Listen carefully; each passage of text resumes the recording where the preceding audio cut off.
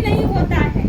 तो क्योंकि आप बाबा के कार्य के अलावा दूसरे कार्य में व्यस्त हो गए, इसलिए आपको मुरली सुनने के लिए समय नहीं है। तीसरी बात है कि आप कहेंगे कि भाई यहाँ और लोग आते नहीं, हम कैसे आएंगे। इसका मतलब है कि आप इंजन नहीं बनना चाहते हो, आप डिब्बा बनना चाहते हो। डिब्बा क्या होता है? ट्रेन का डिब्बा देखे, इंजन में एक दो आदमी बैठता है और ट्रेन के डिब्बा में कितने लोग बैठता है। तो जब आप डिब्बा बनेंगे ना, बहुत सारा बोझा आपको ढोना पड़ेगा, और इंजन बनेंगे तो हल्का रहेगा। ये हमारे जीवन की क्या है, ये हमारे जीवन का कहानी। आज हम दूसरों को देखते हैं, वो करेगा तो हम करेंगे, वो करेगा तो हम करेंगे। अब इतने लोग आज बैठे हैं यहाँ पर, कम से कहेंगे वो जाएगा तो हम जाएंगे, वो जाएगा तो हम जाएंगे, है ना।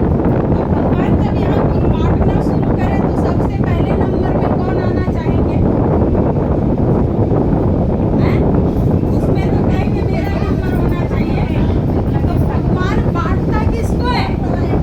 जो सबसे पहले आगे होके चलता है।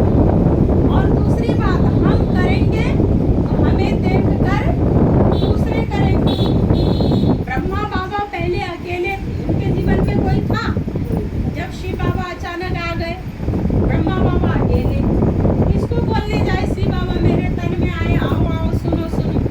ब्रह्मा बाबा ने खुद से शुरू किया, परिवार से शुरू किया, धीरे धीरे समाज भी आने लगे ना। तो हमें भी ब्रह्मा बाबा के जैसा बनना या नहीं बनना? तो ब्रह्मा बाबा नंबर 1 में क्यों गए?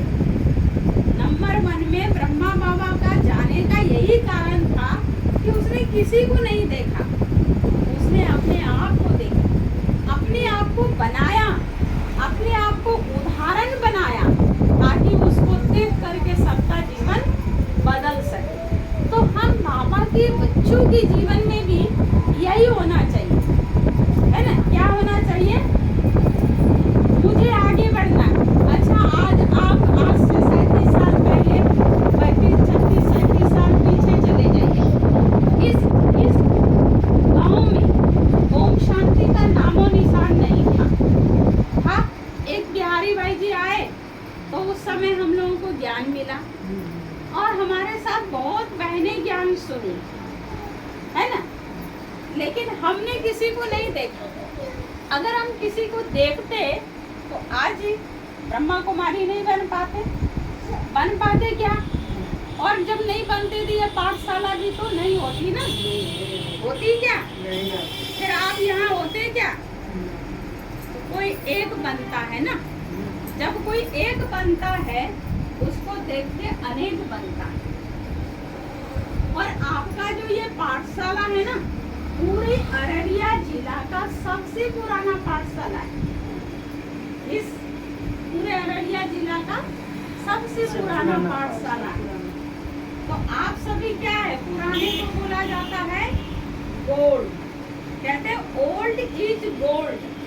जो जितना पुराना वो उतना सोना, और न्यू इज सिल्वर, जो जितना नया वो सिल्वर, और जो जितना पुराना वो गोल्ड। तो ये पाठशाला क्या है? इस अररिया जिला का गोल्ड पाठशाला है। और जब आप इसमें मुरली, अच्छा आप सबका जन्म कहाँ से हुआ? आप सबका अलौकिक जन्म कहाँ से हुआ? इसी पाठशाला से हुआ। गीता बहन, अंजू बहन, यहीं से हुआ? मेरा तो नेपाल से हुआ। अच्छा, आपका नेपाल से हुआ, पालना यहाँ से हुआ, ठीक है। जन्म वहाँ से हुआ, लेकिन पालना यहाँ हो रही है ना। तो देखो आप सभी कितने लकी और भाग्यशाली आत्मा है कि ऐसे पुराने गोल्ड पाठशाला में मुरली सुनने के लिए आते हैं। सेंटर सब भी तो हम जब नेपाल से 13 साल के बाद जब अररिया में आए, जब 13 साल नेपाल में बीता, और 13 साल के बाद जब अररिया में आए, तब पहला गीता पाठशाला हम इतवास में खोले, और दूसरा अररिया RS में खुला, है ना, और तीसरा खुला जोगमनी में, और बाकी सब तो बहुत अभी का है सब।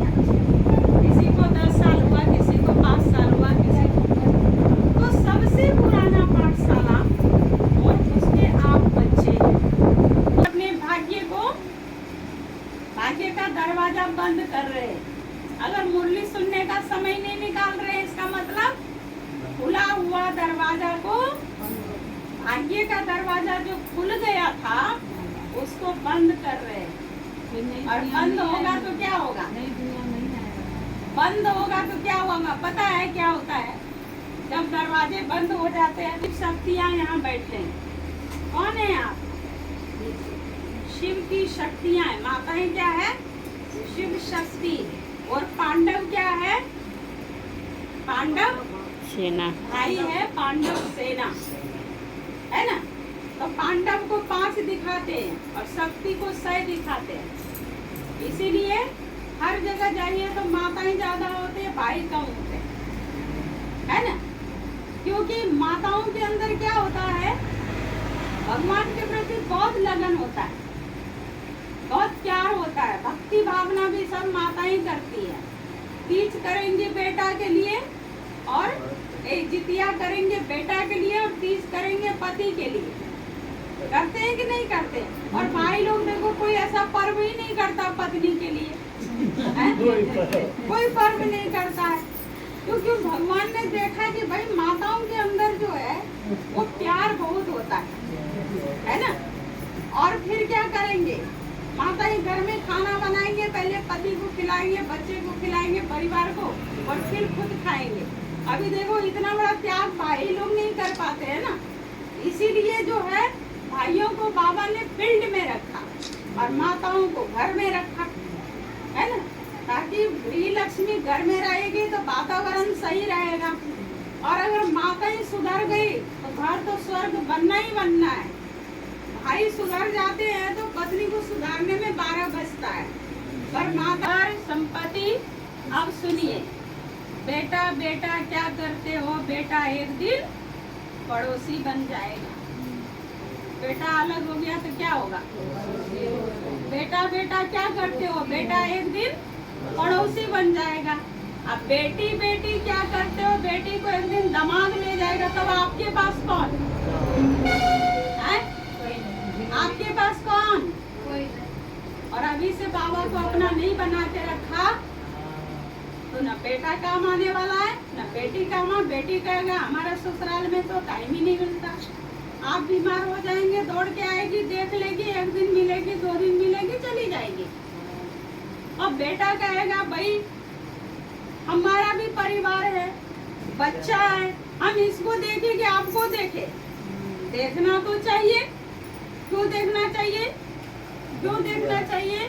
क्योंकि जिसने जन्म दिया, जिसने पालना दिया, जिसने पाला पोसा बड़ा किया, है ना, अगर उसका कदर नहीं करते हैं, अगर उसका मान सम्मान नहीं करते हैं, अगर उसका ख्याल नहीं रखते हैं, तो जो काम अभी कर रहे हैं वो हमारे साथ घटने वाला है ना। क्योंकि सुख देंगे सुख मिलेगा, दुख देंगे दुख मिलेगा, सहयोग देंगे सहयोग मिलेगा, और असहयोग करेंगे तो असहयोग मिलेगा। ये सृष्टि का नियम है ना, है या नहीं है? लोग क्यों बेटा बेटी पैदा करता है? इससे अच्छा तो कोई शादी विवाह ही नहीं करे, सब ब्रह्मा कुमार कुमारी बाबा की सेवा में लग गए। जब बेटा पैदा करके बड़ा करो, बहू आ गई, फिर माँ बाप का कदर नहीं है। इसलिए कान खोल के सुनिए, तो हर एक को किसको सहारा बनाना है? शिव बाबा को अभी से बनाना है। ये नहीं कि जब बेटा धक्का दे दे तब शिव बाबा आप तो आप मेरा तो आप दूसरा ना कोई। हाँ, अभी से माना, बचपन से। अब ये नहीं सोचना कि हम बूढ़े हो जाएं, हमारे 2 कुमार यहाँ 2 दिन बैठे, है ना। तो ये नहीं सोचना हम बड़े हो जाएंगे। अभी से बाबा को बेटा बनाओ, बाबा को बेटी बनाओ, बाबा को पिता बनाओ, क्योंकि भगवान ही हमारा अविनाशी संबंध है। बाकी संबंध तो पाठ बजाने के लिए मिले हैं, तो उस संबंध में को भी हमें प्यार से निभाना है। धन दौलत क्या करेंगे? जितना है अभी काम निकल गया, सब यहीं रह जाएगा, है। 1 कट्ठा 2 कट्ठा जमीन, 5 कट्ठा जमीन आपके पास है, उसमें 1 कट्ठा में चलो पिताजी मर गए तो उसका वहाँ पर जो है मंदिर बना देते हैं, वो बनाते हैं ना, क्या बोलते हैं उसको, है ना, स्मारक बना देते हैं। बनाता कोई, बनाता भी तो इतना ही छोटा बनाता है ना।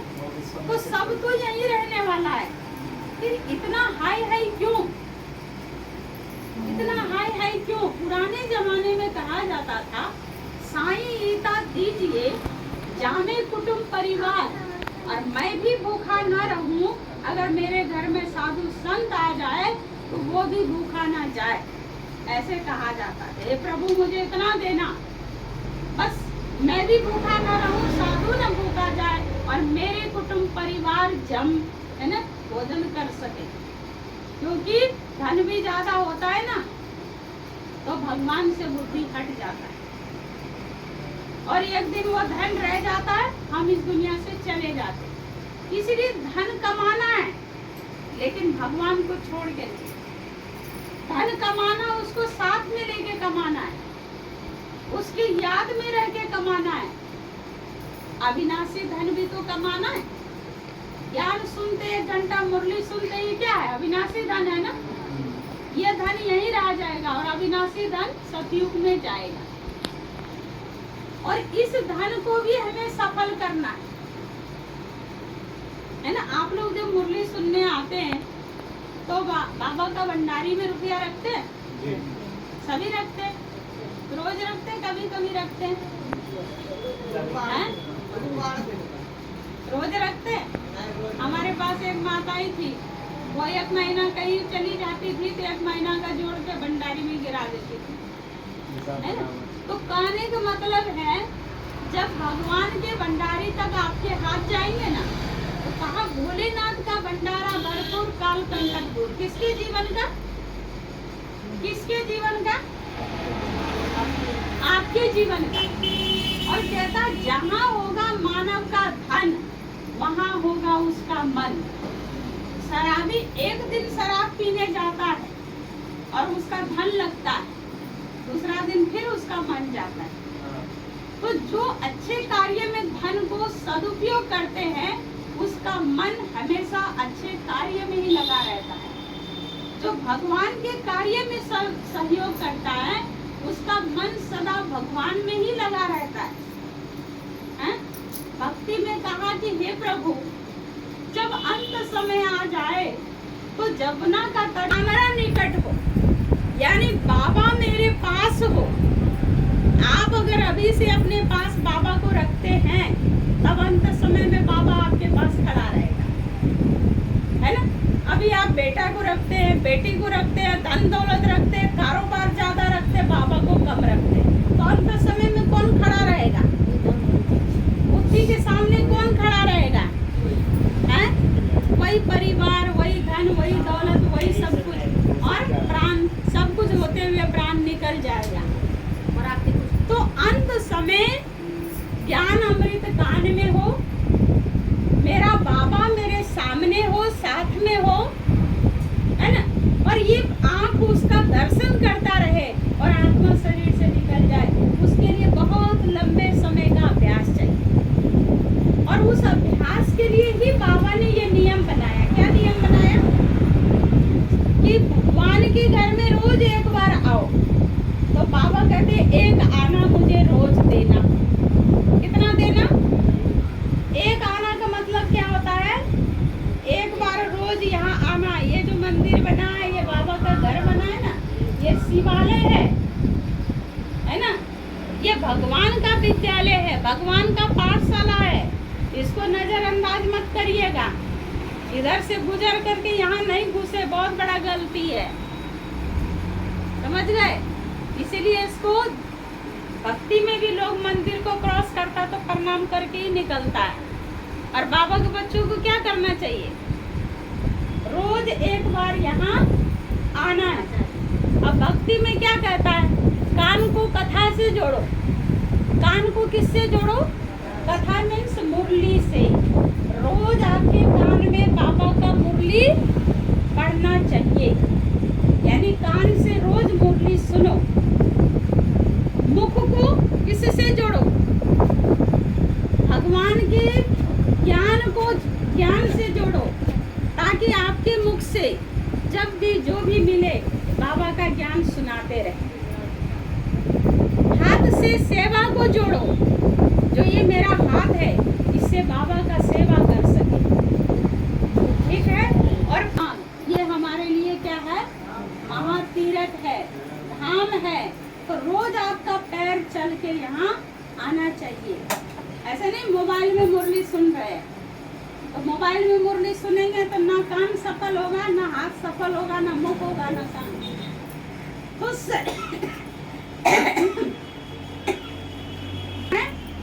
पैर से रोज चल के बाबा के घर में आना, एक बार आना है, ठीक है भाई। अगर आप ज्यादा पुरुषार्थ करना चाहते तो 2 बार आओ। 6:30 से 7:30 योग पूरे वर्ल्ड में होता है, पूरे भारतवर्ष में 6:30 से 7:30 का योग का टाइम होता है। आप किसी भी सेंटर पाठशाला में चले जाएंगे, वहाँ आपको योग मिलेगा। 1 घंटा सब योग करता है। आपके पाठशाला में योग होता है? योग होता है? नहीं होता। हर महीने के तीसरे रविवार को अंतर्राष्ट्रीय योग होता है। हर महीने के तीसरे रविवार को अंतर्राष्ट्रीय योग होता है, और उस अंतर्राष्ट्रीय योग में अपने लिए, अपने परिवार के लिए, पूरे संसार के लिए, प्रकृति के लिए, दुखी मानव के लिए सकाश का योग होता है। आप करते हैं? जब आप यहाँ आते नहीं तो क्या करते हैं? ये सब चीजें तो संगठन में होती है या नहीं होती है? शिव चर्चा वाले को देखो, संगठन बना के जगह जगह वो चर्चा करते, और आप ओम शांति का चर्चा कितना संगठन बना के करते। कह रहे हैं हम ओम शांति वाले हैं, इतने साल से ज्ञान में हैं, उसका प्रैक्टिकल प्रूफ चाहिए। बाबा भी सर्टिफिकेट प्रूफ देख के देगा ना।